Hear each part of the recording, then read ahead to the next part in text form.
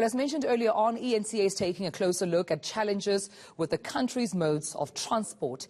An economist believes that South Africa should be investing in more than just infrastructure.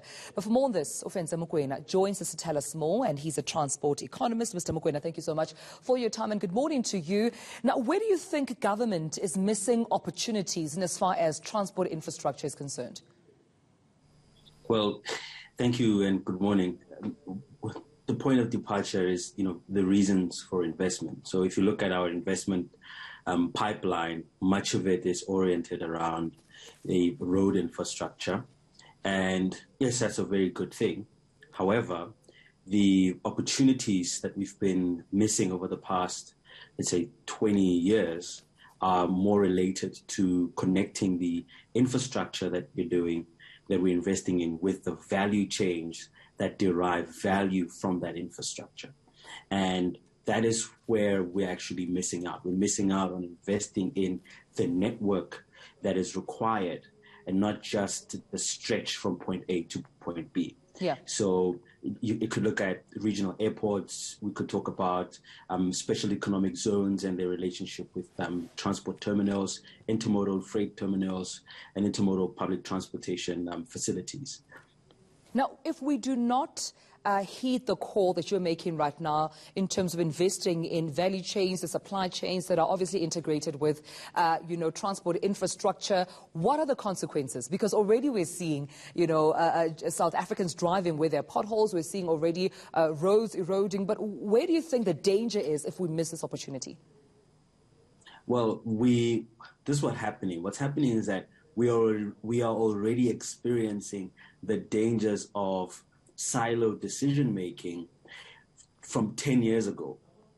And the symptoms of this comes in the form of, limited maintenance for infrastructure. But another symptom is the non-implementation of very key infrastructure projects. So getting the project done is one thing.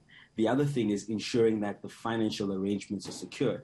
Whether you talk about the Gauteng Freeway Infrastructure Improvement Project, or you talk about the current investment schemes that we have, much of it is isolated. It's in silos. And our children's children are going to inherit this type of environment if we don't do something urgently. So the issue here is that many of these projects take a long time, and they live longer from a project perspective than the electoral cycle. Yeah. So the politics just won't sustain this type of infrastructure project.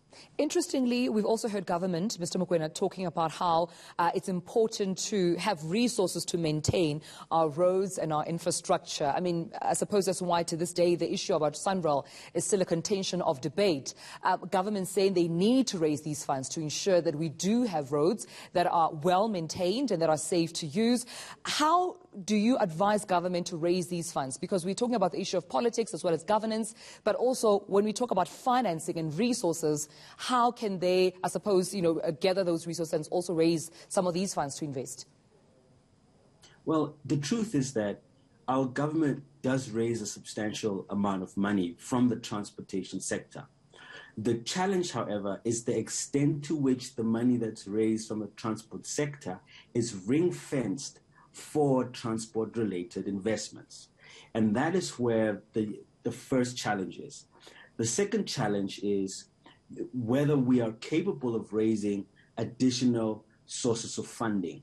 So what the Gauteng Freeway Improvement Project shows us, at least, is that we're capable of doing that, but we are unable to pay because of compliance issues. And that's not a good sign from an investor perspective.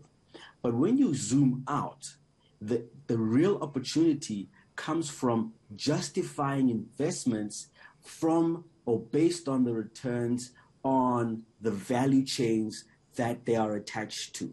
And that is where the importance of connecting the supply chain with the transport infrastructure project is really, really important.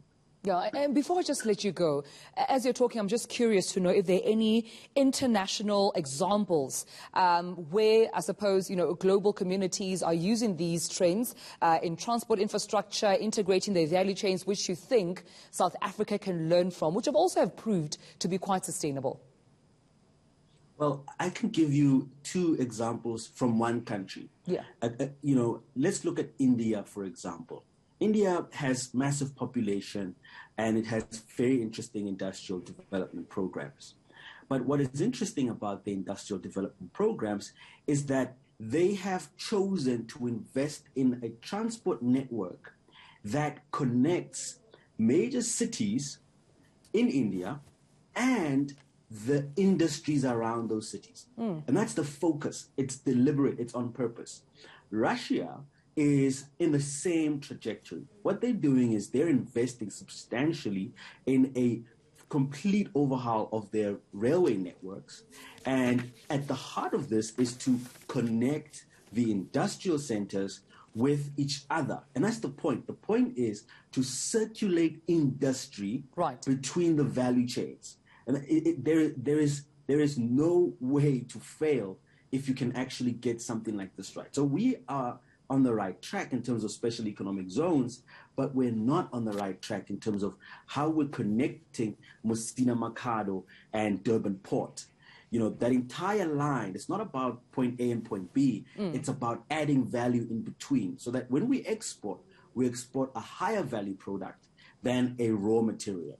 Yes, and this is something to think about, especially for South Africans using these roads.